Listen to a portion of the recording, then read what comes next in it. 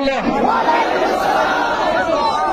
إن الحمد لله نحمده ونصلي على رسوله الكريم. أما بعد رب اشرح لي صدري ويسر لي أمري واحلل عقدة من لساني يفقهوا قولي.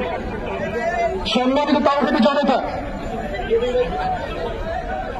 আল্লাহ রাব্বুল আলামিনের কাছে লাখো কোটি শুকরিয়া যে আল্লাহ রাব্বুল আলামিন আমাদেরকে আজকে নবী সাল্লাল্লাহু আলাইহি ওয়াসাল্লামের শানে দাঁড়ানোর তৌফিক দান করেছেন। আল্লাহ রাব্বুল আলামিনের দরবারে শুকরিয়া যে আল্লাহ রাব্বুল আলামিন আজকে আমাদেরকে বাংলার মাটিতে নবী সাল্লাল্লাহু আলাইহি ওয়াসাল্লামের শান মর্যাদা রক্ষার লড়াইয়ে নামার তৌফিক দান করেছেন। আমরা যে শাপলা চত্বরে দাঁড়িয়ে আছি, এটাই সেই ঐতিহাসিক জায়গা যা বাংলাদেশকে তাওহীদ এবং শিরকের দুটো মেরুকরণে ভাগ করে ফেলেছিল। আল্লাহ পাকের দরবারে আবারও শুকরিয়া জানাই যে আল্লাহ পাক আমাদেরকে কবুল করেছেন দ্বিতীয়বার শাপলা চত্বরে আসা। প্রিয় ভাইরা, একটা হাদিস আপনাদের সাথে আমি শেয়ার করবো, আজকে আলোচনা করবো, শুধু একটা হাদিস। এই হাদিসটার উপরে ইনশাআল্লাহ তাআলা আজকের বর্তমান প্রেক্ষাপট উঠে আসবে। নবী করিম সাল্লাল্লাহু আলাইহি ওয়াসাল্লাম বলেছেন, সবাই দরুদ পড়ি সাল্লাল্লাহু আলাইহি ওয়াসাল্লাম, যে ব্যক্তি লা ইলাহা ইল্লাল্লাহ মুহাম্মাদুর রাসূলুল্লাহ সাক্ষ্য দিয়েছে তাকে তিনটা কারণ ব্যতীত অন্য কোনো কারণে হত্যা করা জায়েজ নেই। তার প্রথম কারণটি হচ্ছে বিবাহিত ব্যক্তি যদি ব্যভিচার করে। আপনারা যদি আজকে এই ব্যানারটার দিকে তাকান, একজন ব্যক্তির নাম উঠে আসবে, সে ব্যক্তি শুধু ব্যভিচার করে নাই, বরং ধর্ষণ করেছে। আর এই ব্যক্তি শুধু একজন ব্যক্তির প্রতিকৃতি নয়, বরং বাংলাদেশের একটা সিস্টেমের প্রতিকৃতি। একটা সিস্টেমের প্রতিকৃতি হিসেবে সে এখানে নামকরণ করেছে, তার নামকরণ করা হয়েছে। দ্বিতীয় কথা হচ্ছে, যে ব্যক্তি আল্লাহ এবং তার রাসূল মুহাম্মদ সাল্লাল্লাহু আলাইহি ওয়াসাল্লামের শানে কটূক্তি করবে, সেই ব্যক্তি মুরতাদ হয়ে যাবে, হত্যাযোগ্য অপরাধ করেছে। এবং চার মাযহাবের কোন ইমামের মধ্যে কোন ইখতিলাফ নাই যে এই অপরাধ করলে তার বেঁচে থাকার কোন অধিকার নাই।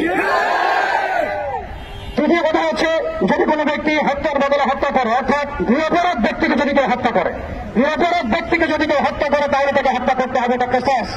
এই কিসাস এই ব্যানারের মধ্যে লিখিত নামের মধ্যে জড়িত আছে। কিন্তু একটা দুইটা কিসাস নয়, বাংলাদেশের মধ্যে হাজার হাজার কিসাস এখন দাবি রাখে। প্রিয় ভাইয়েরা, প্রিয় তাওহীদি জনতা, বিশ্ব এবং দেশ দুটো মেরুতে ভাগ হয়ে যাচ্ছে। হয় আপনাকে ইমানের শিবিরে থাকতে হবে, অন্যথায় কুফরের শিবিরে থাকতে হবে। হয় আপনাকে মুমিন হতে হবে অথবা মুনাফিক হতে হবে। হয় আপনি মুশরিক হবেন, না হলে তাওহীদ পড়তে হবেন। হয় আপনি তাওহীদে চলতে হবেন অথবা আপনি কাফেরতে চলতে হবেন। মাঝামাঝি কোনো রাস্তা আমাদের সামনে খোলা নাই। শাপলা চত্বর থেকে আমরা দ্বিতীয় বক্তব্য ব্যক্ত করতে পারি, বাংলার জমিনে আমরা আল্লাহর সামনে কটূক্তিকারী, নবী সাল্লাল্লাহু আলাইহি ওয়াসাল্লামের সামনে কটূক্তিকারী কোন ব্যক্তির অস্তিত্ব রাখবো না। আমরা এই দায়ভার আমরা নিজের হাতে উঠাতে চাই না। আমরা চাই আমাদের প্রশাসন, আমাদের কর্তৃপক্ষ, আমাদের সরকার, আমাদের ঊর্ধ্বতন কর্তৃপক্ষ তারা নিজেরা উদ্যোগ নিয়ে রাষ্ট্রীয় আইনের মাধ্যমে এই দ্রুত বিচার বাস্তবায়ন করবেন। এরপরে যদি আপনারা এই গাদ্দারদের, এই শায়তান রাসূলদের, আল্লাহ দ্রোহীদের পক্ষ অবলম্বন করেন, তাহলে আল্লাহি তারা যদি কাফির মুশরিক হতে পারে, আমরা মুসলমান, আমরা মুহাম্মদ বিন মুসলিম হতে পারবো ইনশাআল্লাহ। যদি কাফির মুশরিক হতে পারে, আমরা মুহাম্মদ বিন মুসলিম হতে পারবো ইনশাআল্লাহ। আল্লাহু আকবার। বিরোধীর ব্যবস্থা থেকে হত্যা করতে পারবো ইনশাআল্লাহ। তারা যদি আবু রাফি হতে পারে, আমরা ইনশাআল্লাহ তাআলা আমার সিং বলেন, হ্যাঁ সেটা হতে পারবো ইনশাআল্লাহ তাআলা।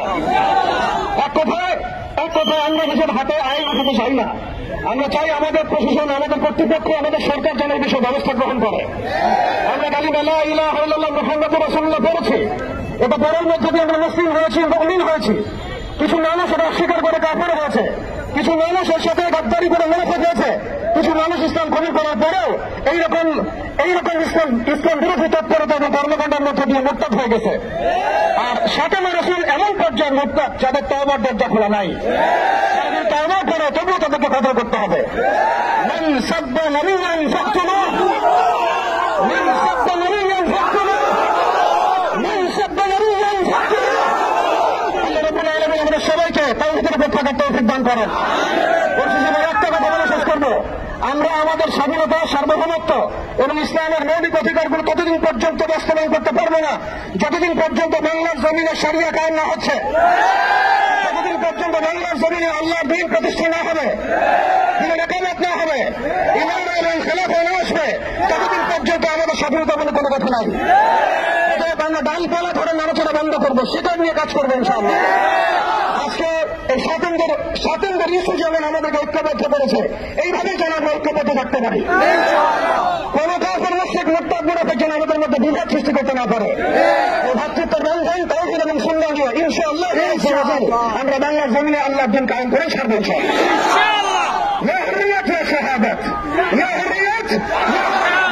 আল্লাহুম্মা আমিন। আসসালামু আলাইকুম ওয়া রাহমাতুল্লাহ।